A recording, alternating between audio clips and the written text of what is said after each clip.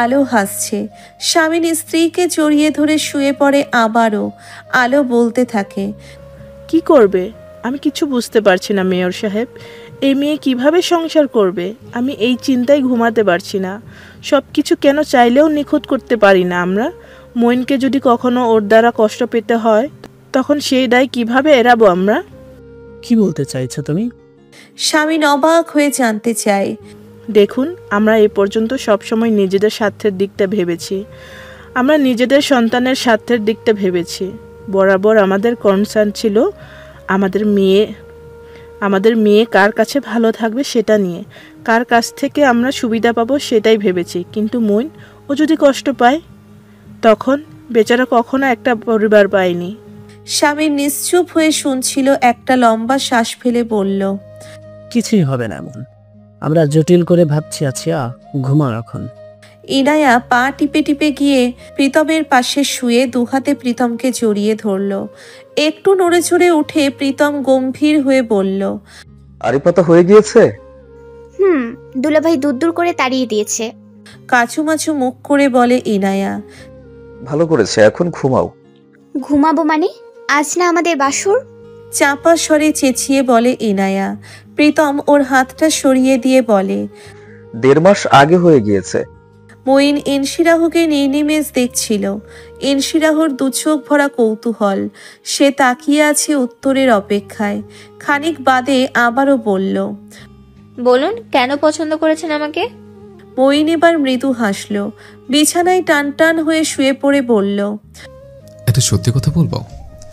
বলুন। Bangladesh civil service এক্সামের দেশের মধ্যে 28তম হওয়া মঈন ফরাসির কাছে এই প্রশ্নের কোনো উত্তর নেই। ইনশিরাহ চুপচাপ দেখছে মঈনকে।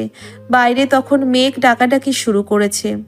টানা 1.5 মাস খরার পরে প্রকৃতি যেন একটু সদয় হলো আজই। ইনশিরাহ জানালার দিকে তাকায়। জানালা সবকটা খোলা। উঠে গিয়ে জানালাগুলো লাগিয়ে দিয়ে বিছানায় গুটিসুটি মেরে শুয়ে পড়ল আবারও। মঈন বলতে লাগলো, বৃষ্টি ফোবিয়া আছে তোমার? না তো, কেন? জেনে নিচ্ছে কখনো হুটহাট আমার স্ত্রীকে নিয়ে ভিজতে ইচ্ছে হবে, তাই। ইনশিরাহ দৃষ্টি নত করে। মঈন স্মিত হেসে বলে, বাকিটা কাল থেকে জানবো। Good night. Good night. অস্ফুটে জবাব দেয় ইনশিরাহ। রাত তখন 2টোর কাছাকাছি। ঝমঝমিয়ে বৃষ্টি হলো সেই রাতে। ইনশিরাহ ঘুমিয়ে যেতেই খুব একটা সময় নিল না। আর ফরাজি তার বাসর রাতটা বইয়ের মুখ দেখেই কাটিয়ে দিল। একটা পান পাতার মতো শ্যামা মুখ, বড় বড় অক্ষি পল্লব, পাতলা রক্তিম 2টো ঠোঁট, যেন ঠোঁট নেড়ে নেড়ে স্পষ্ট কথা বলা হয়। আর তার মেহেদি রাঙা হাত, তাতে লেখা মঈন। এর মানে হলো এই চাঁদ মঈনের। এক রাতের বৃষ্টি প্রকৃতিতে ততটাও প্রভাব ফেলতে পারল না। সকালে সেই খ্যাপা সূর্যটা তেতে উঠেছে। ইনশিরাহ তখনও গভীর ঘুমে আচ্ছন্ন। ভোর রাতের দিকে মঈনও ঘুমিয়েছে। সকাল যখন 9টার কাছাকাছি দরজায় ধাক্কা পড়ল ওদের। মঈন উঠে বসে ঘড়ি দেখল। সে ভীষণ অবাক হলো এত বেলা অবধি ঘুমিয়েছে বলে। ইনশিরাহ উঠল তাড়াহুড়ো করে। খোলা চুলগুলো একটা ক্লাচারে আটকে হন্তদন্ত হয়ে দরজা খুলে দিতেই দেখল শেহা দাঁড়িয়ে আছে। মঈন ওকে দেখে হেসে বলল, good morning, the most cutiest person of this house. Good morning ভাইয়া, আপনাদের খোঁজ পড়েছে। আমাদের আরো কিছু সময় দিয়ে অনুগ্রহপূর্বক বাধিত করবেন জনবা। শেহা মাথা নেড়ে হাসল। মঈন কাবার থেকে নিজের প্রয়োজনীয় জিনিসপত্র বের করে ওয়াশরুমে ঢুকতেই শেহা কপাল কুঁচকে ইনশিরাহর দিকে তাকালো। বলল, এটা কি পরে আছো? পোশাক কেন? তোমাকে পাগলের মতো লাগছে আপু। এটা কেন পরবে ভাইয়ার সামনে? ইনশিরাহ কপাল কুঁচকে ফেলে বলে, সকাল সকাল তুই কি আমার শাশুড়ি মায়ের রোলটা প্লে করতে চাইছিস? না, তুমি নিজে আয়নায় দেখো, পাগলের মতো লাগছে না? দেখো তো 12 হাতে একটা কাপড় পেঁচাবো? দেখ, বিয়ে পর্যন্ত ওসব পরবো বলেছি, বিয়ে উতরে গিয়েছে। শেহা ওর কথা কানে নিল না। ওয়ার্ড্রপ থেকে একটা লাল রঙের ইক্কত শাড়ি বের করতে করতে বলল, বিয়ে উতরে যায়নি, আরো 2 দিন লাগবে। এটা পরো, নিচে অনেক গেস্ট।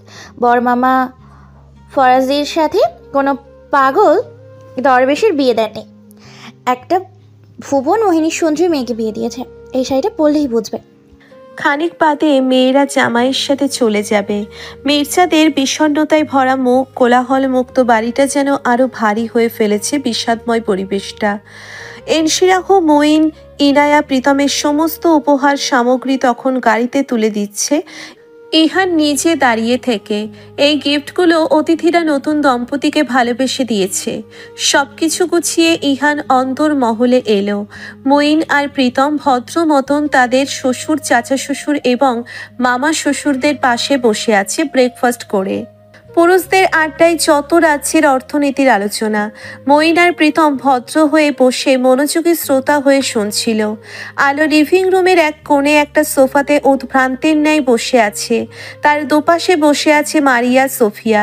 সবকিছু গুছিয়ে ঋতু এলো। ইনশিরাহর বান্ধবীদের দিকে তাকিয়ে বলল, ওকে নিয়ে এসো তো। মঈন উঠে দাঁড়ায় তখন। তুনা বলল, আপনি রুমে যাচ্ছেন ভাইয়া? ওরা আর গেল না। মঈন সিঁড়ি বেয়ে দোতলায় উঠল। সেহা ইনশিরাহকে শাড়ি পরিয়ে দিল। ইনশিরাহ এই প্রথম লাল রঙের শাড়ি গায়ে জড়ালো, তবে ঠোঁটে মুখে কোনো প্রসাধনী লাগালো না এইবার। একেবারে সাদা মাটা, চুলগুলো খুলে রাখা। তার পাতলা সুডৌল অঙ্গে লাল শাড়িটা ফুটে উঠেছে। মঈন আগেই রেডি হয়েছিল, একটু ফর্মাল বেশে, নতুন জামাই বলে কথা। ওর স্যুটের রংটা ধূসর। দরজায় এসে দাঁড়াতেই তার দৃষ্টি স্থির হয় লাল রমণীর দিকে। সেহা মঈনকে দেখে হেসে চলে যায়। ইনশিরাহ কাঠের পুতুলের মতো সোজা হয়ে দাঁড়িয়ে। মঈন এগিয়ে গেল ওর কাছে। এক নজরে পা থেকে দেখলো কেমন নেশালো দৃষ্টিতে ধীরে ধীরে একটা হাত বাড়িয়ে ইনশিরাহর ডান হাতটা ধরে হাতের পিঠে একটা চুমু খেলো। ইনশিরাহ নিজের হাতের দিকে তাকিয়ে আছে।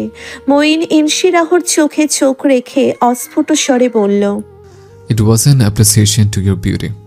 You're very pretty in your own way. But now you're looking exceptionally beautiful. ডানের কবিতা থেকে উঠে আসে সেই ভদ্রমহিলা, যে ডানের বর্ণনায় একটি জীবন্ত শিল্প। ইনশিরাহ ফ্যাল করে তাকিয়ে আছে মঈনের দিকে। মঈন অমায়িক হাসি হেসে ইনশিরাহর মুখমণ্ডল নিরীক্ষণ করে বলল, মন খারাপ চলে যাবে তাই? দুপাশে মাথা নাড়ে ইনশিরাহ। মঈন বলল, চলো, দেরি হচ্ছে আমাদের। ঘর থেকে ওরা দুজন বেরোলো। ইরফানের মুখোমুখি হলো দুজন। মঈন ভাই বোনকে একা ছেড়ে দিয়ে সামনে এগোলো। ইনশিরাহ ভাইকে দেখে মলিন হাসলো। ইরফানও তাই। ইনশিরাহর কাছে এগিয়ে আসে সে। পা থেকে মাথা পর্যন্ত ইনশিরাহকে দেখে বলল, তোকে একেবারে ভণ্ড লাগছে এসে। ইনশিরাহ হেসে ফেলল, বলল, তোকেও? ইরফান বোনের হাত ধরল, বলল, চল তোকে ঘাড় ধরে গাড়িতে বসিয়ে দিয়ে আসি। বোনের হাত ধরে হাঁটছে সে। সিঁড়ি থেকে নামতে নামতে বলছে, বেচারা মঈন ফরাজি, একটু রহম করিস। 2.5 মাস পরে ফিরে তুই ব্যবসাতে বসবি, সব ধরনের ঝামেলা থেকে দূরে থাকবি, মেজমাকে কাঁদাবি না। তোকে যেন ঘন ঘন এ বাড়িতে আসতে না দেখি। তোকে যেন আর কোনোদিন মারামারি করতে না দেখি। তোকে যেন সব ধরনের বোকামি থেকে দূরে থাকতে দেখি। তোকে যেন ইনায়া সংসার থেকে দূরে থাকতে দেখি। ইরফান দাঁড়িয়ে পড়ল, তাকানো ইনশিরাহুর দিকে। ইনশিরাহু স্পষ্ট তবু নরম গলায় বলল, তোকে যেন প্রণমীর থেকে দূরে থাকতে দেখি। ইরফান তাকিয়েই আছে বোনের দিকে। ইনশিরাহু শক্ত করে ভাইয়ের হাত পেঁচিয়ে ধরে বলল, আয়, ঘাড় ধাক্কা দিয়ে গাড়িতে বসিয়ে দিয়ে যা। ওরা নিচতলায় নেমে আসে। স্বামীন আর আলো মেয়েকে দেখতে পেয়ে উঠে দাঁড়ায়। ইনশিরাহ নামতেই প্রথমেই মুখোমুখি হলো ইহানের। বোনের দিকে কেমন উদ্ভ্রান্তের মতো তাকিয়ে আছে। ইনশিরাহ গিয়ে জড়িয়ে ধরলো ভাইকে। ইহান বোনের মাথায় হাত রেখে বলল, কালকেই দেখা হবে, আমাদের রোজ কথা হবে। আমি 2 দিন পর পর তোর বাড়ি যাব, বড় বড় মাছ নিয়ে। ইনশিরাহুর কেমন গলা ধরে এলো। সে ভাইকে ছেড়ে দিয়ে হেঁটে গেল তার মা আর চাচিদের কাছে। 3 জন নির্বিকার চিত্তে দাঁড়িয়ে আছে, ঠোঁটের কোণে মিছে হাসি। ইনশিরাহ বলল, তোমরা কাঁদছো না কেন? ওরা ভান করছে 3 জন। পরি বলল, আমাদের কান্না পাবে কেন? তোমাদের আসলেই কান্না পাচ্ছে না? ঋতু ভান করে বলল, না তো। আলো ভ্রু কুচকে বলল, কাদার কিছু হয়েছে? ইনশিরাহ এক প্রকার ঝাঁপিয়ে পড়ল মায়ের বুকে।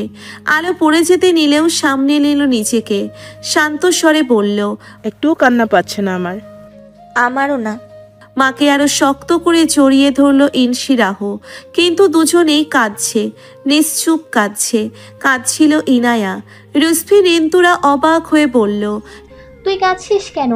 তুই তো আরো 1.5 মাস আগে বিদায় নিয়েছিস। টিস্যু পেপারে চোখ মুছে দিতে নিতে জবাব দিয়ে বলল ইনায়া। আমার কান্না পেলে আমি কি করব? প্রীতম এক এক করে সবার কাছ থেকে বিদায় নিয়ে তার শ্বশুরের সামনে গিয়ে দাঁড়ালো। ইসমাম মির্জা টান টান হয়ে দাঁড়িয়ে আছে, অবিচল দৃষ্টি তার। প্রীতম ইতস্তত করছিল, যদিও সে তার শ্বশুরকে ভয় পায়। নম্র স্বরে বলতে লাগলো, বাবা, আমি আপনাকে অনেক বেশি কষ্ট দিয়েছি, এটা আমি সবসময় স্বীকার করে যাব। এজন্য আমি প্রতিদিনই সত্যি অনুতপ্ত। শুধু একটা কথাই বলবো, কখনো কোনো অবস্থাতেই ইনায়ের জন্য আপনাদের দুশ্চিন্তা করার প্রয়োজন নেই। আপনি আর মা একে অপরের খেয়াল রাখুন, মাকে নিয়ে সাবধানে থাকুন। ইসমাম চুপচাপ দেখছে প্রীতমকে। আজ প্রীতম খুব সাহস করে নিজে থেকে শ্বশুরের সাথে কোলাকুলি করলো। ইসমাম প্রস্তুত ছিল না, সে ছেলেটিকে পছন্দ না করলেও ফিরিয়ে দিল না। প্রীতম বলল, আমার বাবা মা নেই, আমি আমার নতুন অভিভাবক চাই, বাবা দোয়ায় রাখবেন। ইসমাম গম্ভীর মুখে প্রীতমের পিঠ চাপড়ে শান্ত স্বরে বলল, ভালো থেকো। মঈন ফরাজি এবার এগিয়ে গেল ইনশিরাহর কাছে। মাকে ছেড়ে ইনশিরাহ তখন পাপার দিকে তাকায়। স্বামীর মেয়ে জামাইয়ের দিকে বিমূঢ় হয়ে তাকিয়ে আছে। মঈন এগিয়ে গেল, গিয়ে স্বামীনের মুখোমুখি দাঁড়ালো, নম্র স্বরে ডাকলো, বাবা। স্বামী নিয়াসার মির্জা মেয়ের দিকে তাকিয়ে বলল, ওর সাথে বন্ধুত্ব করে নিও। আমি বিশ্বাস করি তোমরা একে অপরের চমৎকার বন্ধু হবে। তারপর সামনে দাঁড়িয়ে থাকা ছেলেটির, যাকে সে তার আম্মাকে দিয়ে দিয়েছে, তার হাত ধরল। মঈন তাকিয়ে আছে নিজের হাতের দিকে। স্বামীন বলতে লাগলো, বাবা, আমি কিন্তু তোমার সামনে একজন বাবা দাঁড়িয়ে আছি, আর 5টা বাবার মতো সাধারণ আর্জি। আমার মেয়েকে তুমি ভালো রাখবে। এতটুকু বলে স্বামীন একটু থেমে একটা দীর্ঘশ্বাস ফেলে বলল, দুজনে মানিয়ে বুঝিয়ে চলো, দুজন দুজনের বন্ধু হও, দোয়া করি। তবে একটা কথা বাবা, যদি কখনো আমার মেয়ে, এই রক্ত মাংস গড়া সাধারণ একটি মানুষ, অকারণে তোমার কাছে বিরক্তির কারণ হয়ে দাঁড়ায়, যদি মেয়েটা বোঝা হয় তোমার, যদি তোমার কখনো এমনটা মনে হয়, তুমি একটু কষ্ট করে আমার মেয়েটাকে আমার কাছে দিয়ে যাবে। তবু কখনো ওকে মলিন করবে না, কখনো আমার মেয়েকে অযথা কাঁদাবে না, কখনো যেন আমার মেয়ের চোখ দিয়ে তোমার দেওয়া কষ্টের দরুন পানি না ঝরে। বুকের মধ্যে অসহ্য যন্ত্রণা হতে শুরু করলো স্বামীনের। সে হাঁসফাঁস করছে। ইনশিরাহ পাপাকে জড়িয়ে ধরে কেঁদে ফেলল। মঈন স্থির দাঁড়িয়ে আছে শ্বশুরের দিকে তাকিয়ে।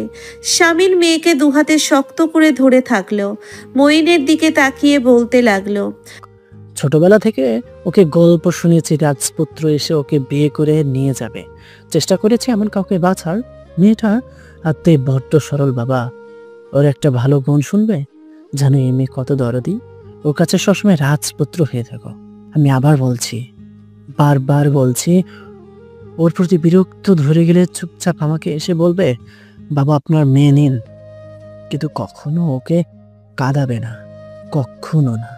স্বামীন কেমন অস্থির হলো, হাঁপাতে হাঁপাতে বলতে লাগলো, মুইন, আমি আমার কলেজা ছিঁড়ে তোমায় দিচ্ছি, তুমি সাবধানে রেখো।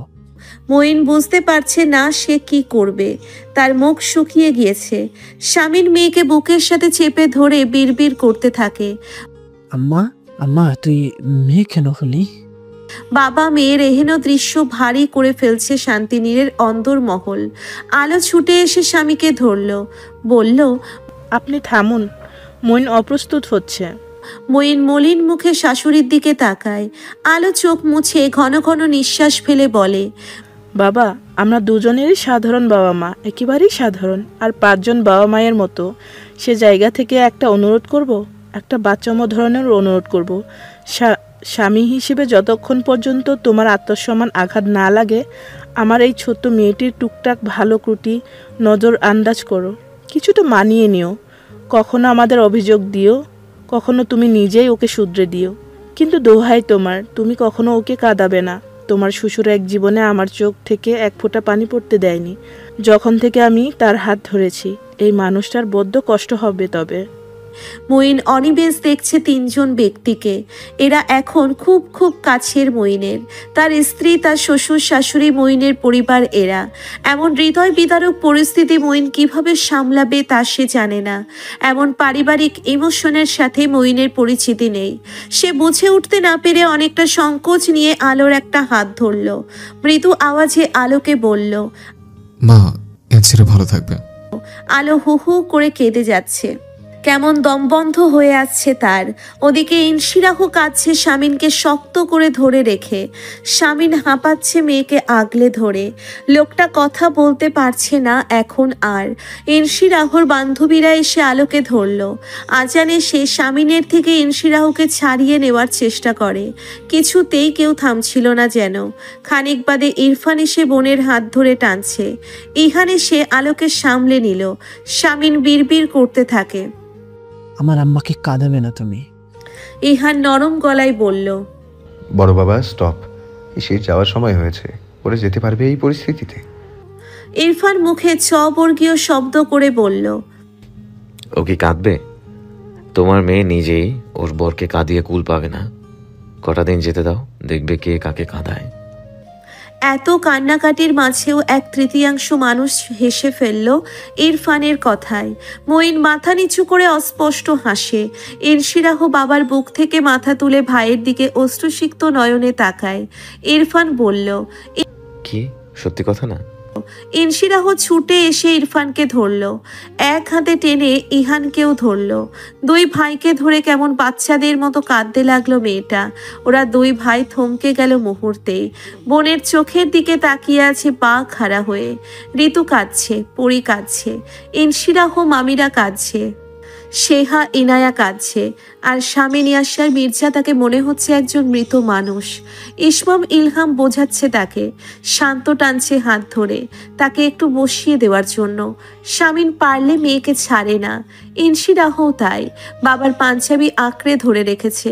মঈন বেচারা এক এক করে সবার মুখ দর্শন করে। সবার অনুভূতি একই রকম, ভঙ্গুর সবাই। আর সে সম্পূর্ণ বিচ্ছিন্ন এক মানুষ। হঠাৎ তার নিজেকে কেমন অপরাধী মনে হলো। একটা সাময়িক অনুভূতি ছিল এটা। মনে হলো সে ইনশিরাহকে এদের কাছ থেকে কেড়ে নিচ্ছে। একটু সময় নিয়ে মঈন ফরাজি আস্তে ধীরে বলল, বাবা আমি কেনশিরাকে আরো কয়েকদিন রাখবো আপনার কাছে। আলো চোখ মুছল আঁচলে, নিজেকে সামলে নিয়ে বলল, আরে না না, একদম না, তোমার স্ত্রীকে তুমি নিয়ে যাও, আমরা ঠিক আছি। শামিন ঠিক নেই। আলো এসে অনুরোধ করলো স্বামীকে, এখন বাচ্চামো আপনি করছেন, ওরা আপনাকে এই পরিস্থিতিতে রেখে যাবে? শান্ত হন না। শামিন শান্ত হতে পারছে না। বুক থেকে কিছু একটা ছিঁড়ে নিয়ে যাওয়া হচ্ছে তার। সকাল থেকে সন্ধ্যা এই বাড়িময় হেঁটে বেড়াবে না এই মেয়েটা। মেয়েটিকে ফোন করে বলতে হবে। তুই কবে আসবি আম্মা? স্ত্রীর চোখের দিকে তাকাই শামিন, বলে, তোমার কেমন লাগছে জানি না আচ্ছা, কিন্তু আমার মন মানছে না, আমি মনে হচ্ছে মরে যাব। ইনশিরাহ পাপা বলে চিৎকার দিয়ে আবারও জড়িয়ে ধরল শামিনকে। চেঁচিয়ে বলল, আমি যাব না। এদের অবস্থা দেখে মঈন চুপ করেই দাঁড়িয়ে রইল। সে এখন কি করবে, তার কি করা উচিত? কিছুক্ষণ তাকিয়ে থেকে মঈন ইনশিরাহকে উদ্দেশ্য করে বলল, তোমার মন শান্ত হলে বেড়াবো, যদি তুমি আরো কয়েকটা দিন থাকতে চাও তো। ইনশিরাহ যাবে মঈন। ইহান জবাব দিয়ে বোনকে বড় বাবার থেকে সরিয়ে আনলো। মঈন শামিনের দিকে দৃষ্টি দিল। কাঁচা পাকা চুলের সুদর্শন শুদ্ধ এই মানুষটির প্রতি এক অন্য রকম টান মঈন বরাবর অনুভব করে। এখন যেন তার চক্রবৃদ্ধি হারে বাড়ছে। নম্রস্বরে বলল, আপনি আমার সাথে যাবেন বাবা? সবাই অবাক হয়ে মঈনের দিকে ফিরল। আলো বলল, এটা হয় বাবা, কি সব বলো? মা ইনশিরাকে যেতে দেখছে বলে মন মানছে না। ইনশিরাকে বাবা নিজে তার বাড়িতে রেখে আসলে বাবার এতটা খারাপ লাগবে না। দুটো পরিস্থিতি তার অনুভূতি দুইভাবে সামলাবে। বাবা আমাকে আর ইনশিরাকে দিয়ে আসুক। ইহান মঈনের দিকে তাকাই শামিনের দিকে। কিছুক্ষণ ভেবে বলে, যাবি তুমি ওদের সাথে? যাও বড় বাবা, আমিও চলে যাব। ঋতু বলল, এভাবে কেন যাবি? অসুবিধা কোথায় আন্টি? ওনারা আমাদের বলছে দিয়ে চলে আসবে, সিম্পল একটা ব্যাপার। এতটাও জটিল নয়। মঈন জবাব দেয় তৎক্ষণাৎ। আলো স্বামীর দিকে তাকায়। স্বামীনের চেহারা দেখে বুঝলো সে তার মনের কথা। ছুটতে ছুটতে দোতলায় এসে স্বামীনের ফোন আর ওয়ালেট নিয়ে নিচে গিয়ে স্বামীর হাতে দিয়ে বলে, যান মেয়ের সাথে, আপনি লোক সুবিধার না, আমি আপনাকে সামলাতে পারবো না। মেয়েকে তার ঘরে পৌঁছে দিয়ে ওদের দোয়া করে দিয়ে আসেন, যান। স্বামীন এক এক করে সবার মুখের দিকে তাকায়। ইসমাম, ইলহাম, শান্ত, আজান, আয়াত একই কথা বলতে লাগলো। গাড়িতে যখন ইনশিরাহ বসলো তার ঘাড় ধরে নয়, এক হাত ধরে বসিয়ে দেয় ইরফান। ইনশিরাহ গাড়ির জানালার বাইরে মুখ বের করে পোর্চের বাইরে দাঁড়িয়ে থাকা সবার দিকে ভেজা চোখে তাকিয়ে হাসলো। ঋতু এসে ইনশিরাহর বিড়াল মিঠিকে ওর কোলে বসিয়ে দিল। আলো মেয়ের দুহাতে চুমু খায়। এখন আর কাঁদছে না সে। মেয়েকে তাড়া দিয়ে বলে, বাবাকে ধরে বসে থাকো। ইনশিরাহ পাপার গলা জড়িয়ে ধরে বসে রইল। মঈন বসলো সামনে। ড্রাইভিং সিটের পাশে ড্রাইভিং সিটে ছিল ইহান। মারিয়া হাসতে হাসতে বলল, এমন কোনে বিদায় আমি এই প্রথম দেখলাম। বাঁচা গেল, আমার কোনো মেয়ে নেই। বিদেশিনী সোফিয়া তখন চোখের পানি মুছতে মুছতে ভাঙা ভাঙা বাংলোতে বলল, আমি তো বাঁচতে পারলাম না মারিয়া। ইনশিরাহ আবারও মাথা বের করে তার ছোট বাবা মেজো বাবার হাত ধরল, শান্ত বাবার হাত ধরল, মামাদের হাত ছুঁয়ে দিল। তার মন ভরছিল না যেন। শান্ত ওর মাথায় হাত বুলিয়ে বলল।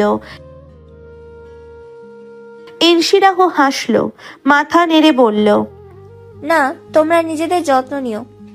ইরফান চুপচাপ বুকে হাত বেঁধে দাঁড়িয়ে আছে। ইহান ভাইকে বলল, তুই যাবি? ইরফান মাথা নেড়ে গম্ভীর হয়ে বলল, ইনু যাবে এখন, আমি এখানে থাকি। ইহান স্বস্তি নিয়ে ভাইকে কয়েক পলক দেখলো। কত দায়িত্ববান একটা ভাইয়ের মতো আচরণ করে, অথচ কখনো কখনো এই ছেলে কেন অন্যরকম হয়ে যায়। বাড়ির বড় মেয়ে জামাই বিদায় হলো। প্রীতম ছিল নীরব দর্শক এতক্ষণ।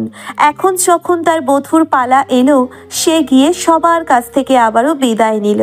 প্রীতম যখন ইরফানের সামনে গিয়ে দাঁড়ায়, ইরফান একদৃষ্টিতে তাকিয়ে থাকে তার দিকে।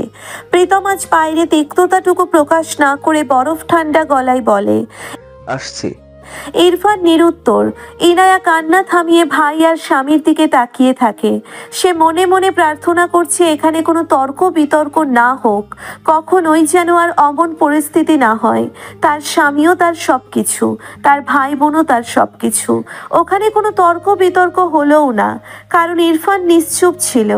ইনায়া এসে সবাইকে রেখে ইরফানকে ধরে বলল, পরশু আমার রিসেপশনে যাবে না ও বাড়ির? ইরফান প্রীতমের দিকে চায়। প্রীতমের মুখভঙ্গি গম্ভীর। দৃষ্টি ঘুরিয়ে ইরফান বোনকে দেখে বলে, ছুটি শেষ আমার, ভালো থাকবি। কটেজ সাজিয়ে দিয়েছে ইভেন্ট ম্যানেজমেন্টের লোক।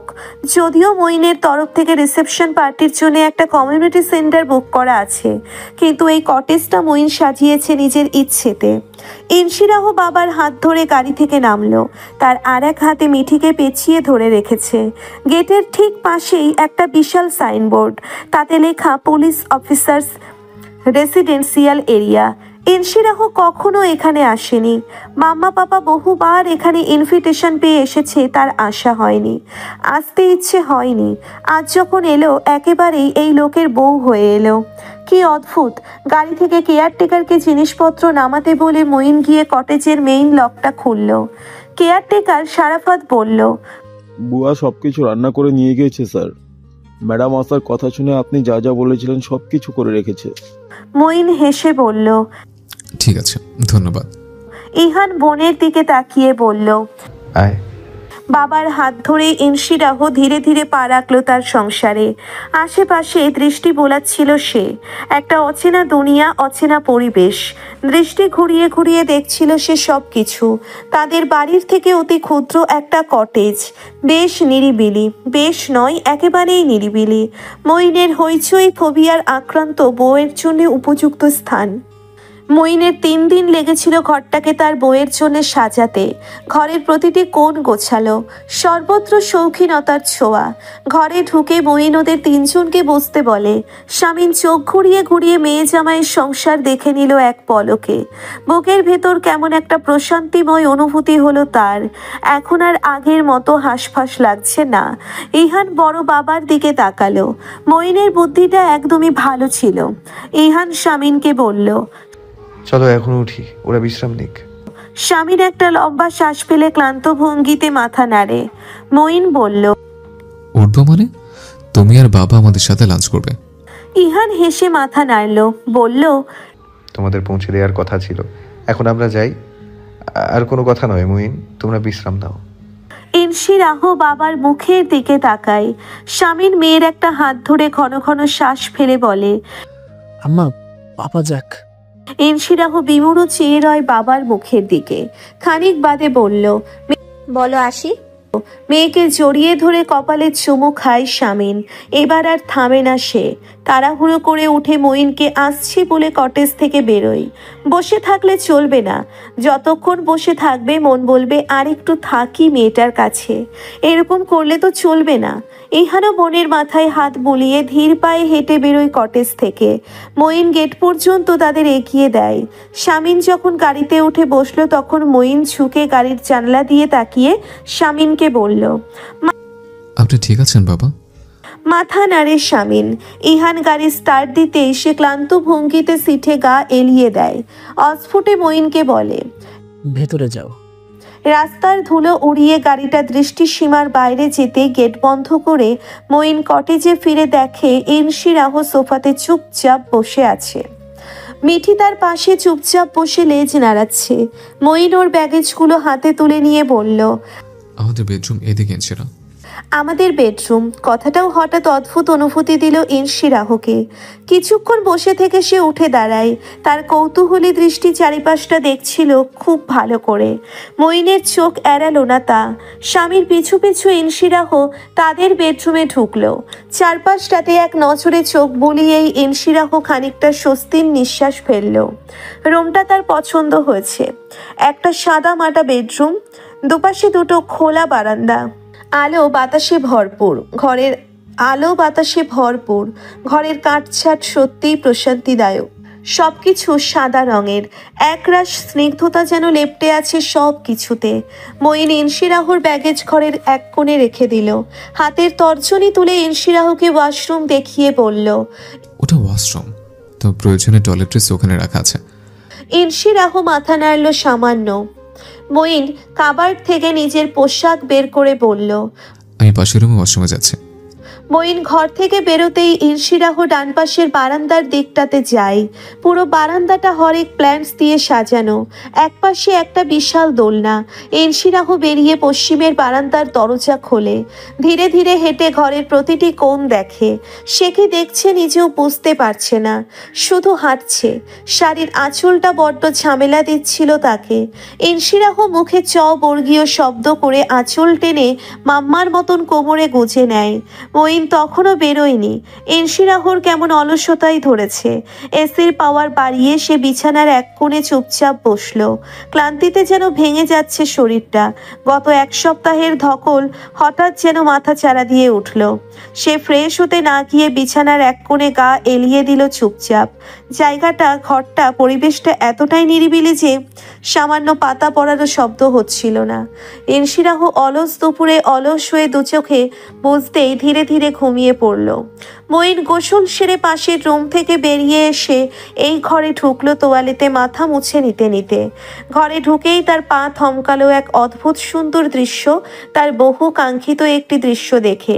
এক রমণী, লাল টুকটুকে এক রমণী তার বিছানায় ঘুমিয়ে আছে জড়সড় হয়ে অলস দুপুরে। গভীর নিদ্রায় মশগুল সে। মাথার নিচে তার মেহেদি রাঙা হাত। মইন মাথা মুছছিল। ক্রমে হাতের গতি থামিয়ে তোয়ালে হাতে দাঁড়িয়ে রইল। অনিমেষে চেয়ে রইল ইনসি রাহুর দিকে। শাড়ির আঁচল কোমরে গোজা, অগোছালো বেশ পুরো, তবুও যেন পরিপূর্ণ লাগছে দৃশ্যটা। একজন পুরুষের দৃষ্টিকোণ থেকে এমন একটি দৃশ্য নারী কায়ার লুক্কায়িত সব সৌন্দর্যের থেকেও মোহনীয়। মঈন চোখ নামিয়ে নিল, আবার তাকালো, আবার চোখ নামায়, আবার তাকায়, আবার চোখ নামায়, আবার তাকায়। এক নিদারুণ অস্থিরতা চেপে বসে তার পুরুষ মনে। হাতের তোয়ালেটা বারান্দায় মেলে দিয়ে এসে আবারও একটু দেখল ঘুমন্ত ইনসি রাহুকে, তারপর স্মিত হেসে জানালার পর্দাগুলো টেনে ঘরটা অন্ধকার করে দিল। পরে দরজা টেনে বারান্দায় চলে গেল।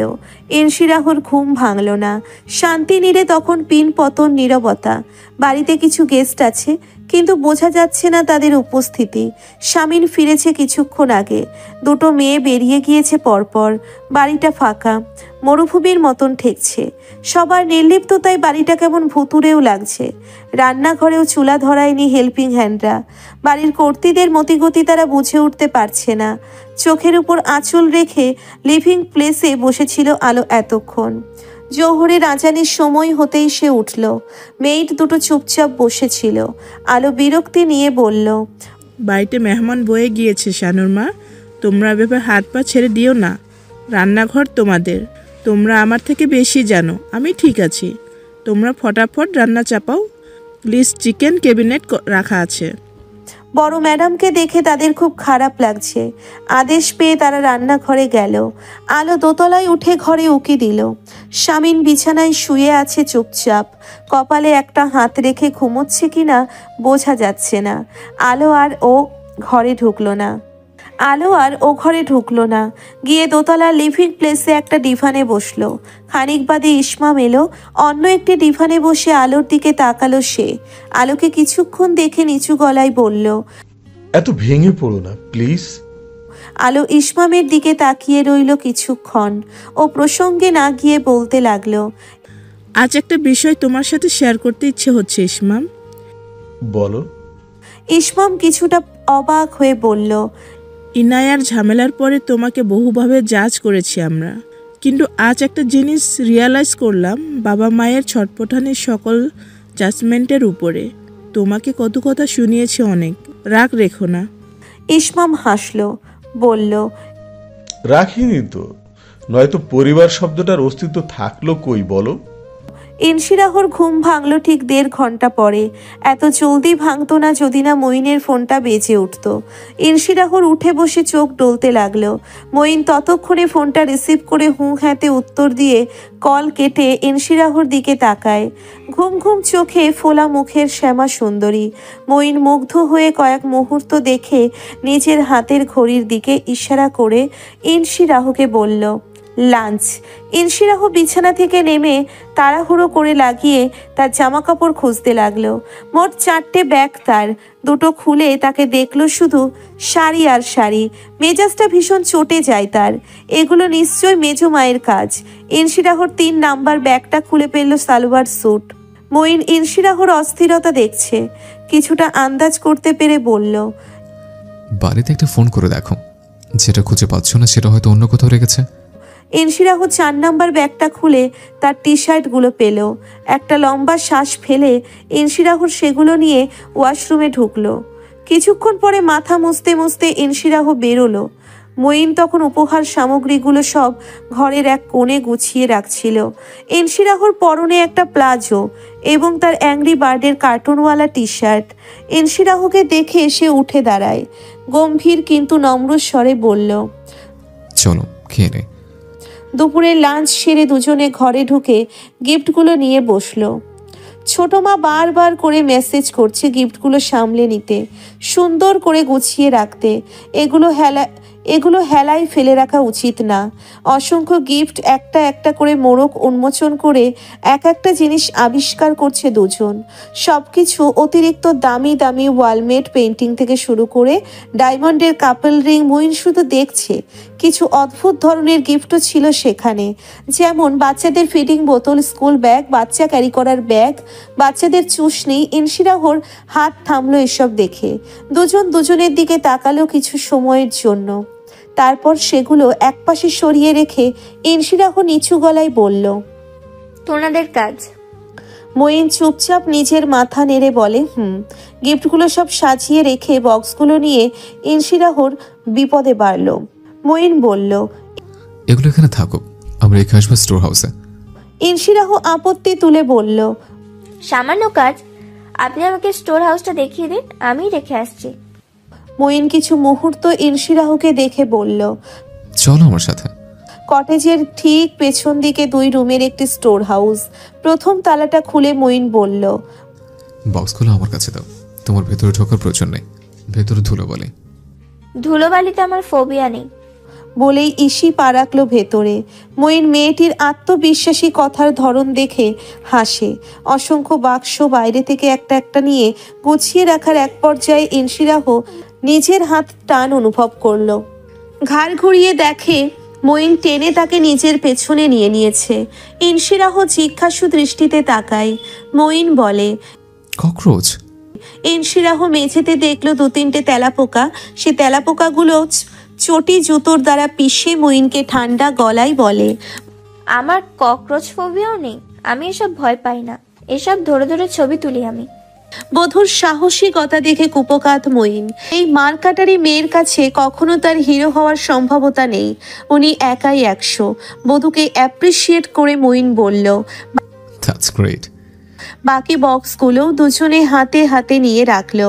শেষ বক্সটা নিতেই যখন মঈন স্টোর হাউসের বাইরে বেরোবে ঠিক তখনই ইনশিরাহ বিকট চিৎকার দিয়ে উঠল। মঈন তড়িৎ গতিতে ঘুরে দাঁড়ানোর আগেই তাকে পেছন থেকে আঁকড়ে ধরল ইনশিরাহ।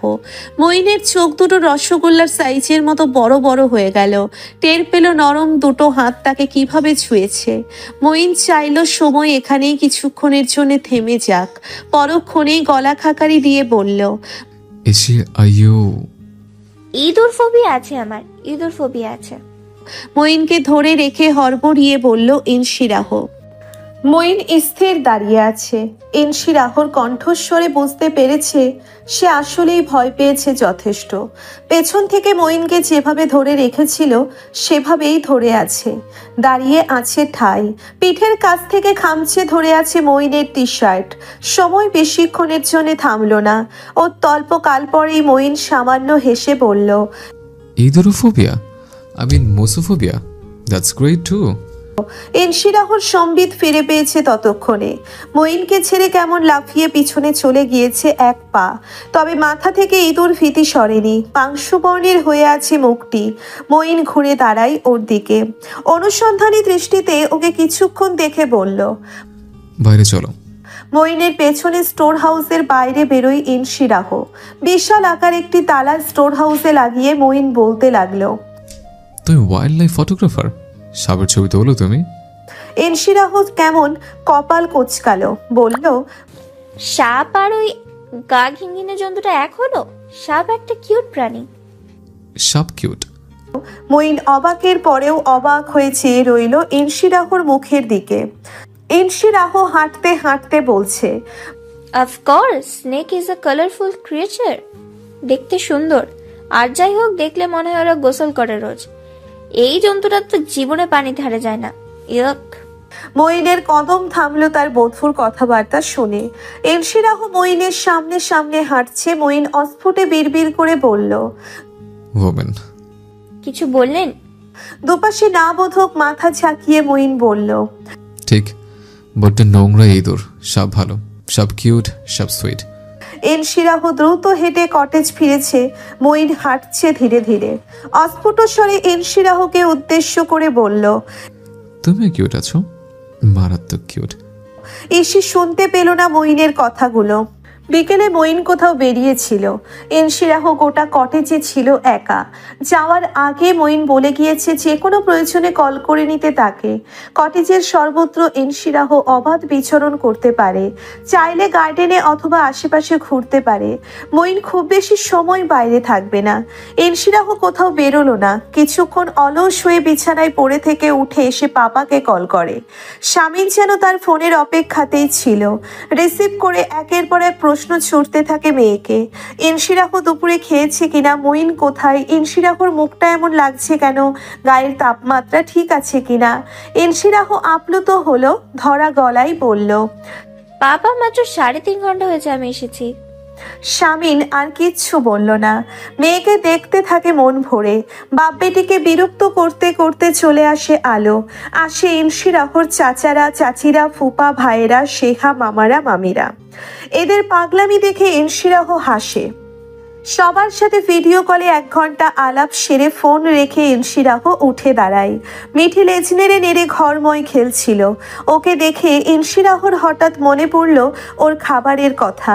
কিছুক্ষণ আগে দুধ খেয়েছে সামান্য, এরপর কিচ্ছু খায়নি। ইনশিরাহ ফোনটা হাতে তুলে বিনা সংকোচে মঈনকে কল করলো। মঈন ছিল তখন সুপার মার্কেটে, বাড়ির জন্য কিছু গ্রোসারিজ প্রয়োজনীয় জিনিসপত্র কিনতে গিয়েছিল। ইনশিরাহর ফোন পেয়ে তার মুখটা আপনা আপনিই হাসে। রিসিভ হতেই ওপাশ থেকে ইনশিরাহ বলল, মঈন, জি? আপনি ব্যস্ত? কাঁধ আর কানের সাহায্যে ফোনটাকে চেপে ধরে দুহাতে দুটো ফ্রিজিং করা বিশাল চিংড়ি মাছ তুলে বিচক্ষণ মানুষের মতন দেখতে দেখতে মঈন বলে, না, মোটেও ব্যস্ত না, বলো। মঈন, মিঠির ক্যাট ফুড শেষ হয়েছে, আমার মনে ছিল না। ও দুধ ছাড়া আর কিছু খায়নি, আপনি একটু নিয়ে আসতে পারবেন? মঈন হাসলো অস্পষ্ট। ইনশিরাহকে বলল, পারবো। তোমার কিছু লাগবে? তোমার কিছু লাগবে? ভীষণ পরিচিত একটি বাক্য। ঈশির মনে পড়ে যায় পাপা মার্কেটে গেলে মাম্মাকে ঠিক এভাবেই বলে, তোমার কিছু লাগবে? ঈশি বলল, না লাগবে না, ধন্যবাদ, রাখছি। কল কাটতেই মঈনের পাশ থেকে তার এক বন্ধু বলল। হাসলো মঈন, বলল, না, বাচ্চার জন্য খাবার নিয়ে যাওয়ার তাগিদ দিল। ইনশিরাহ তখন ঘরময় পায়চারি করতে লাগলো। কটেজের ডান দিকটা দেখেনি সে এখনো। মোট 3টে বেডরুমের সুন্দর একটি কটেজ, গোছালো সুন্দর। হাঁটতে হাঁটতে গেস্টরুমের পাশের ঘরটিতে ইনশিরাহ কৌতূহল বশত ঢুকলো। এটা মঈনের স্টাডি রুম, সেটা দেখেই বোঝা যাচ্ছে। একটা বেড অবশ্য আছে, তবে পুরো ঘরটাকে মনে হচ্ছে একটা লাইব্রেরি। কমসে কম 500 বইয়ে ঠাসা 3টে সেলফ। ইনশিরাহ এগিয়ে গিয়ে সেগুলো ছুঁয়ে ছুঁয়ে দেখলো। লোকটা ভীষণ পড়ুয়া, মেধাবী। এই এত বই সে পড়ে, অথচ ইনশিরাহ একাডেমিক বইয়ের বাইরে হাতে গোনা কয়েকটাই বই পড়েছে। ঘরের এক কোণে মঈনের কম্পিউটার, একটা রকিং চেয়ারও আছে। ইনশিরাহ শুধু শুধু একটা বই তুলে নিয়ে সেটা নিয়ে বসলো চেয়ারটিতে। এর মাঝে টের পেল তার ফোনে পরপর কয়েকটি বার্তা এসেছে। ফোনটা হাতে তুলে চেক করে দেখতে পায় অনামিকার একটি মেসেজ। তাকে একটি কল রেকর্ড পাঠানো হয়েছে। নিচে লিখে দিয়েছে, এটা একটু শোনিসি। ইনশিরাহ রেকর্ডটি শোনার জন্য আঙ্গুল চালালো ফোনের স্ক্রিনে। সাথে সাথে তার কপাল কুঁচকে যায়। কণ্ঠস্বরটি সাগর ভুঁইয়ার, কারোর সাথে হাসাহাসি করছিল। মিনিট 3 পরে 3 মিনিট 32 সেকেন্ডের রেকর্ডে ইসি শুনল সাগর ভুঁইয়া কাউকে বলছে, আর ওই সামিনের মেয়ে, না না, ওসব নিয়ে মাথা ঘামাচ্ছি না। আমার ছেলে সামলে নেবে। আমার ছেলে আমার কথা ছাড়া এক পাও নড়ে না। কি বললে? বিয়ে? তাহলে অসুবিধা নেই, চাকরানি বানিয়ে রাখবো। খুব দুর্বল সে আমার ছেলের প্রতি। যথাজ্ঞা বলে জুতা পরিষ্কার করবে। সময়ের অপেক্ষা। আমি এসব নিয়ে ভাবছি না, আমি তো দেখতে চাই স্বামীনের রিয়াকশন। মাগরিবের সময় হয়ে গিয়েছে তখন। মঈন সবে মাত্র বাড়িতে ফিরল। গতকালের মতো আজ আকাশ ভীষণ ডাকাডাকি করছিল। সবকিছু কিচেন ক্যাবিনেটের উপর রেখে হাতটাকে প্রথমেই স্যানিটাইজ করলো মঈন। আশেপাশে খুঁজলো ইনশিরাহকে। গোটা কটেজে পিনপতন, নিস্তব্ধতা বিরাজমান। ইনশিরাহর সারা শব্দটি নেই। হঠাৎ মিঠির আওয়াজ পেয়ে মঈন তার স্টাডি রুমের দিকটাতে যায়। দরজাটা হাট করে খোলা আছে। ভেতরে পা রাখতেই মঈন দেখলো মিঠি মেঝেতে খেলছিল, আর তার মা ইনশিরাহ জানালার গ্রিল ধরে দাঁড়িয়ে বিষণ্ণ মুখে শূন্যে তাকিয়ে আছে। যেন ডাকলেও সে শুনতে পাবে না কাউকে। কিছু কি হয়েছে? হঠাৎ করে কি হয়েছে মঈন বুঝতে পারছে না। সে অনিমেষ চেয়ে থাকে শ্যামা মুখটার দিকে, যে তখনও টের পায়নি মঈনের অস্তিত্ব। মুহূর্ত কাটে। মঈন এবার বরফ ঠান্ডা গলায় বলে। ইনশিরাহ চমকে উঠে ঘুরে তাকালো। মঈন এবার স্পষ্ট দেখলো ইনশিরাহর ফোলা ফোলা দুটি চোখ, যেন কিছুক্ষণ আগেও কেঁদেছে। চোখে মুখে কেমন আতঙ্কময় লজ্জা এসে ভর করেছে। মুখভঙ্গি বলে দিচ্ছে জোর করে চাইছে মুখটাকে সহজ করতে। মঈন এক দৃষ্টিতে দীর্ঘ সময় ইনশিরাহর চোখের দিকে তাকিয়ে থেকে বলল, আপনার জীবনে কি অনেক হতাশা? আপনার বয়ফ্রেন্ড কি আপনাকে চিট করেছে? এবং পরে আপনার বাবা মা আপনাকে জোর করে এক গুমরামুখ লোকের সাথে বিয়ে দিয়েছে, আপনার জীবনের সকল আশা হতাশা বদলে গিয়েছে, তবে এই সন্ধে সন্ধে এক মগ কড়া কফির সাথে হতাশাটুকু গিলে ফেলার আমন্ত্রণ রইল। চিনি ক চামচ? ইনশিরাহু ফ্যালফ্যাল করে তাকিয়ে আছে মঈনের দিকে, অক্ষি পল্লব প্রশস্ত করে।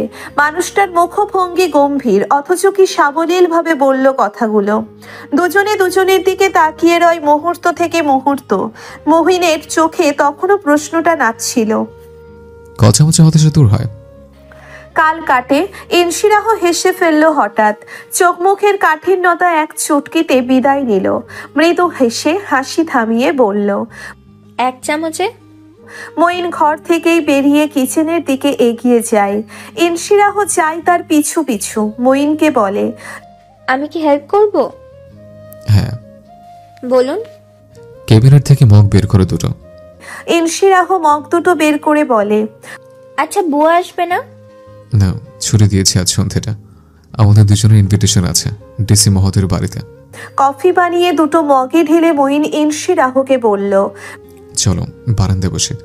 মেঘ ডাকছে, হাওয়া দিচ্ছে বাইরে।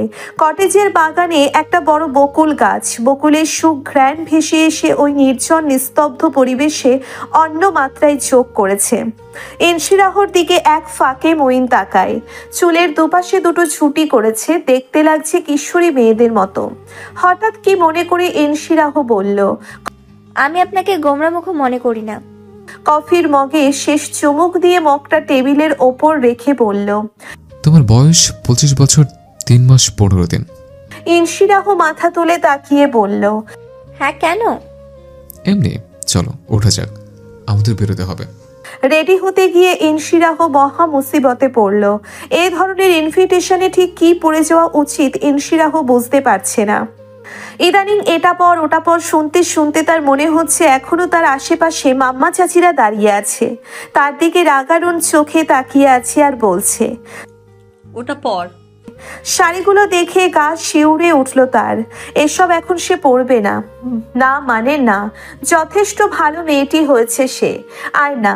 তবে এতটুকু বোধ তার হলো লোকটার সাথে একটা সামাজিক অনুষ্ঠানে গেলে ভূষণে বসনে কিঞ্চিত সামাজিকতা বজায় রাখা উচিত।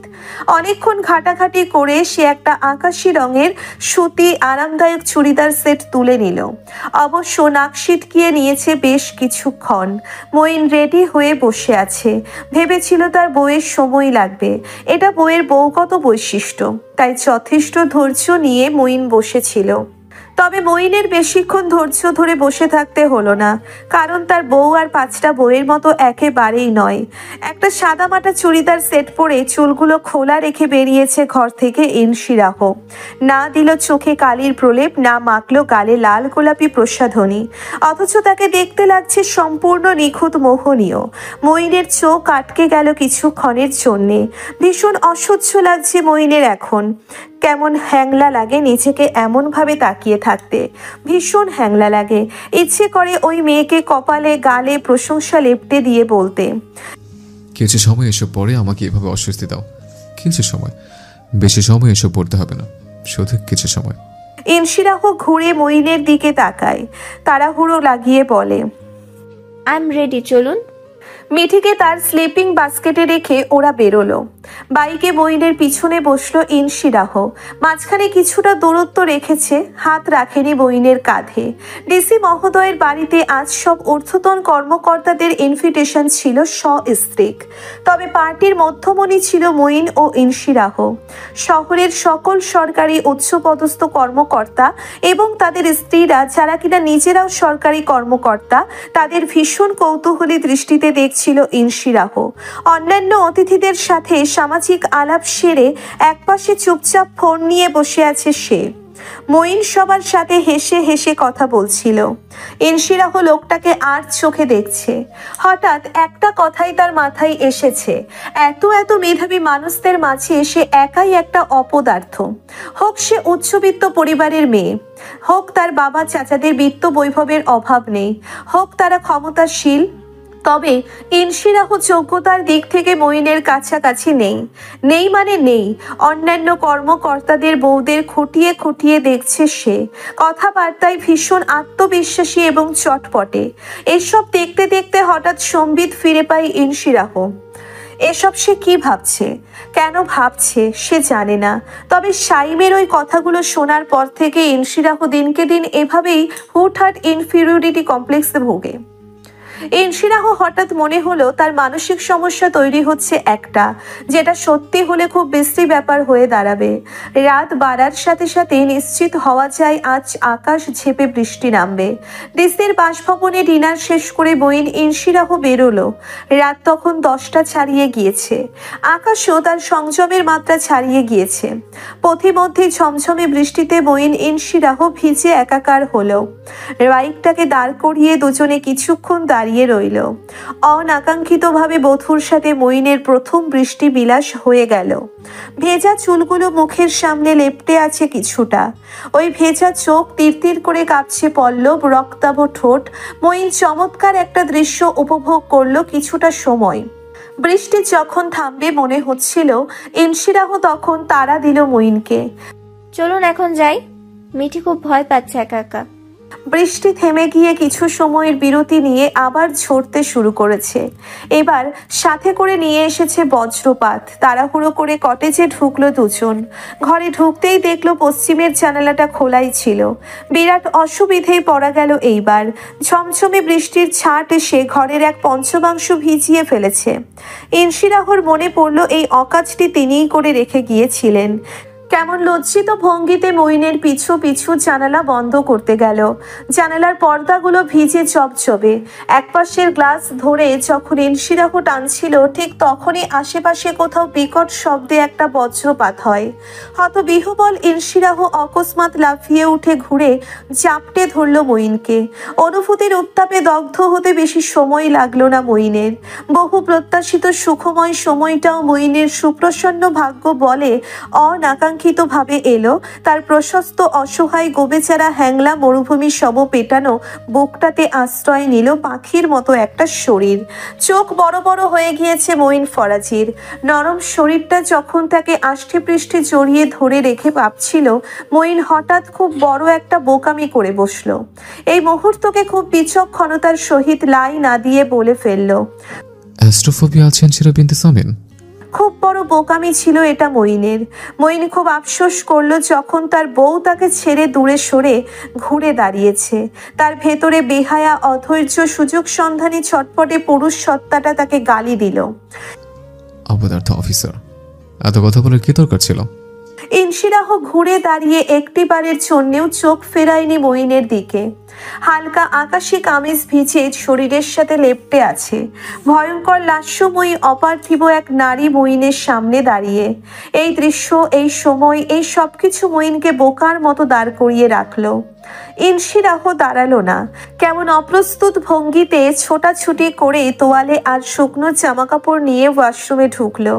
উত্তপ্ত মস্তিষ্ক, উন্মাতাল সব অনুভূতি বালি চাপা দিয়ে তার ঠিক সোজাসুজি আয়নাটাই নিজের মুখটাকে দেখে মঈন হাসে। ভেজা কাপড় পাল্টে ঘরের ভেজা আসবাবপত্র ঠিকঠাক করে মঈন বিছানা ঠিক করে শুয়ে পড়ে।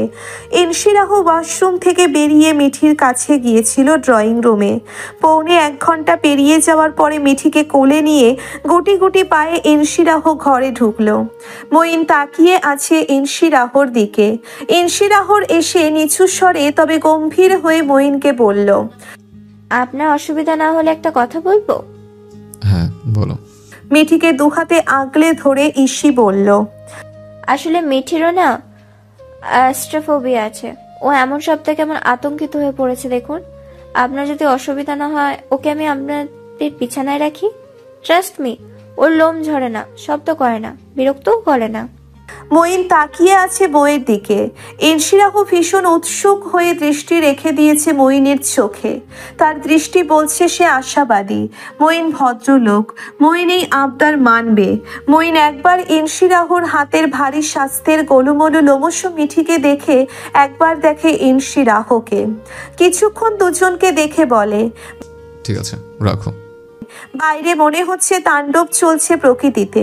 মঈন শুয়ে পড়ল। ইনশিরাহ মিঠিকে জড়িয়ে ধরে শুয়ে পড়ল ক্লান্তিতে। ইনশিরাহর ঘুম এসে যায় দ্রুত। মঈন জেগে জেগে বৃষ্টি স্নাত রাতে বউ বাচ্চার মুখ দেখে দীর্ঘ সময় ধরে। একা একা সে হাসে। তার একটা পরিবার হয়েছে অবশেষে, ফোবিয়াময় পরিবার। আধুনিক ঘড়িটা রোবোটিক শব্দ করে নিজের অস্তিত্ব জানান দিচ্ছে, সাথে সময়ও বলে দিল। তখন সময় সকাল 6:33। বাইরেটা ততক্ষণে পরিষ্কার হয়ে গিয়েছে। সূর্য তার মিঠা উষ্ণতা ছড়িয়ে দেওয়ার প্রস্তুতি নিচ্ছিল তখন। মঈনের দৃষ্টি স্থির হয়েছিল বিছানায়, ঘুমন্ত মেয়েটির দিকে, যার মাথার কাছেই মিঠি বসে আছে। মিঠির নির্লিপ্ততা দেখে মনে হচ্ছে সেও তার মায়ের জন্য চিন্তিত। মঈন মুখ দিয়ে চুকচুক শব্দ করে মিঠিকে কাছে ডাকে হাত বাড়িয়ে। মিঠি তার বাবাকে 3 দিনে চিনে নিয়েছে। মঈনকে বাবা হিসেবে পছন্দ করে ফেলেছেও সম্ভবত, তাই ডাকার সাথে সাথে মঈনের কাছে ছুটে আসে। ওর তুলতুলে শরীরটাকে এক হাতে আগলে নিয়ে মঈন বেডসাইড টেবিলে তাকালো। পিক পিক আওয়াজ করে ফোনটা মঈনের মনোযোগ কেড়ে নেয়। ইনশিরাহর শ্যামা মুখটার দিকে তার নিখোশ কালো বাদামি চোখের দৃষ্টি স্থির রেখেই ফোনটা রিসিভ করে মঈন নম্র স্বরে বলে, আসসালামু আলাইকুম মা। ফোনের ওপাশে আলো সালামের জবাব দিয়ে অস্থির হয়ে বলল, বিরক্ত করলাম না তো? আসলে গতকাল অত রাতে ফোন করে তোমাদের বিরক্ত করতে চাইনি, তাই সকালের অপেক্ষা করে সকাল সকাল ফোন দিলাম। ও কই, ও কেমন আছে?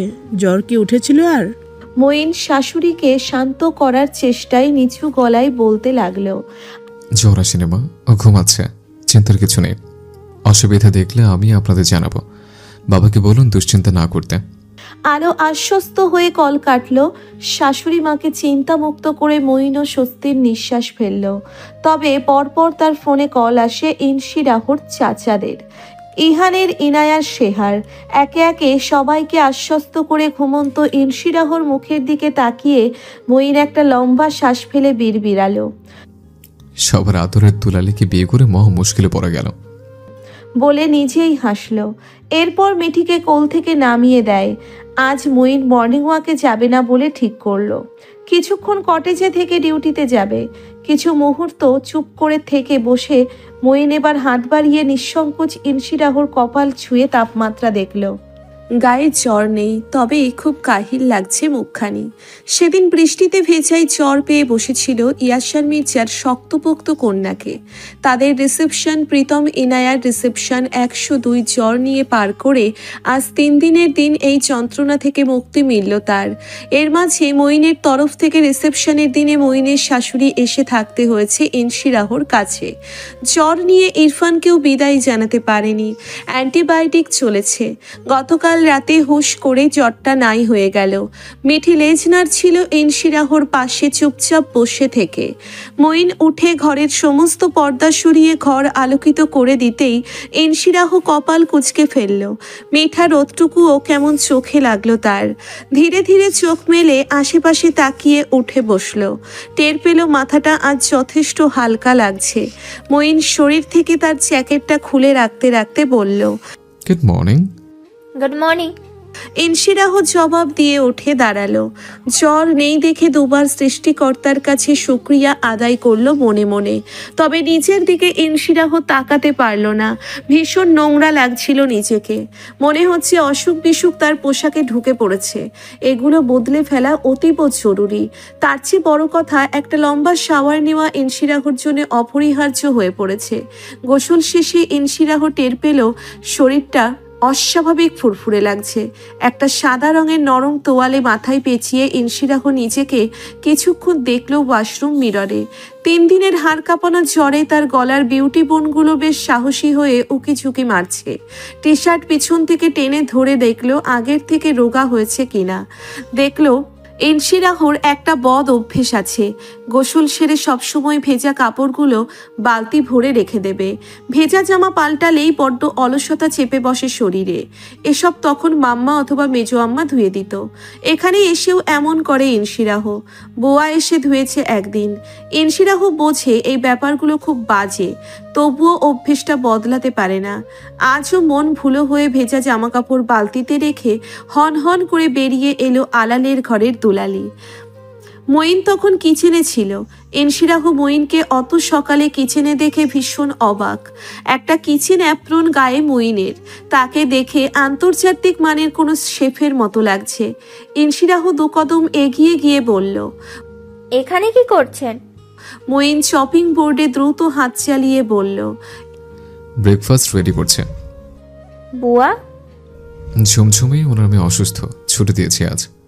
ইনশিরাহ কিছুক্ষণ সংকোচ নিয়ে দাঁড়িয়ে থেকে মঈনের কাছে এগিয়ে গেল। জ্বরের ঘোরে কখনো কখনো খেয়াল করেছে সে আজ 3 দিন এই লোকটাকে বিরক্ত করেছে ইনশিরাহ। ইনশিরাহ এই এতভাবে কারো বোঝা হতে ইচ্ছুক নয়। সে ক্ষীণ স্বরে বলল, আমি না রাঁধতে জানি না। দুপুরে লাঞ্চ অর্ডার করে দেব। এখন আপাতত চিলি বেবিকর্ন করছে, সাদা ভাত দিয়ে 2জন চালিয়ে দেব। জ্বর থেকে উঠেছ, ভালো লাগবে। ইনশিরাহ এগিয়ে যায় মঈনের কাছে, ধিমি আওয়াজে বলে, আমাকে দিন, আমি কেটে দিচ্ছি। মঈন হাতের গতি থামিয়ে দিয়ে ইনশিরাহকে এক পলক দেখল। তারপর হাতের ছুরিটা ইনশিরাহকে দিয়ে রাইস কুকারের কাছে গিয়ে ভাত দেখল জল ফুটেছে কিনা। ইনশিরাহ আসলে লজ্জায় পরে ছুরিটা নিয়েছে। একজন লোক সব সামলাবে আর সে অপদার্থের মতো দাঁড়িয়ে থাকবে, সেটা যথেষ্ট লজ্জার ব্যাপার। কিন্তু সে তো সবজি পেঁয়াজ কিছুই কাটতে জানে না। লোকজন হাসবে শুনলে। তবে ইনশিরাহ কখনো এসবে ইন্টারেস্ট খুঁজে পায়নি, শেখেওনি। নিজের ওপর বিশ্বাস রেখে ইনশিরাহ ছুরি চালায় পেঁয়াজের ওপর। কয়েক সেকেন্ডের ব্যবধানে চোখ ছাপিয়ে জল আসে। ইনশিরাহ কাঁদতে কাঁদতে 250 গ্রামের বড় পেঁয়াজটাকে কোনো মতে 4 ফালি করে। ক্যাপসিকামের স্লাইস না করে ভোতা বানিয়ে থেতলে দেয় ক্যাপসিকাম। মঈন এসব চুপচাপ দেখছিল দাঁড়িয়ে। বেবি কর্নগুলোতে ইনশিরাহ তার জাদুর হাত লাগিয়ে বাচ্চা কর্নগুলোর সর্বনাশ করতেই যাবে, তখনই মঈন এগিয়ে আসে তার দিকে। এসে ঠিক ইনশিরাহর পেছনে ঘনিষ্ঠ হয়ে দাঁড়ায়। ইনশিরাহ হাতের কাজ থামিয়ে চুপ হয়ে যায় মঈনের এমন আগমনে। সে কেমন জড়সড় হয়ে গুটিয়ে যেতে চায়। মঈন ফরাজি ইনশিরাহর হাত থেকে ছুরি নিয়ে নিল না, বলল না, তোমার এসব করতে হবে না। উল্টে পেছন থেকে ইনশিরাহর ছুরি ধরে রাখা ডান হাতটা মঈন কায়দা করে ধরল তার শক্ত বলিষ্ঠ হাতে। ইনশিরাহ চমকে উঠে এক দৃষ্টিতে দেখতে থাকে নিজের হাত। ইনশিরাহর বাম হাতটাকেও মঈন সুকৌশলে ধরল। ইনশিরাহর ঘাড়ের কাছে লোকটার উষ্ণ শ্বাস টের পেল সে। চপিং বোর্ডে একটা বেবি কর্ন রেখে ইনশিরাহ হাত দিয়ে মঈন ছুরি চালাতে চালাতে হাসকি তবুও ধিমি আওয়াজে বলল,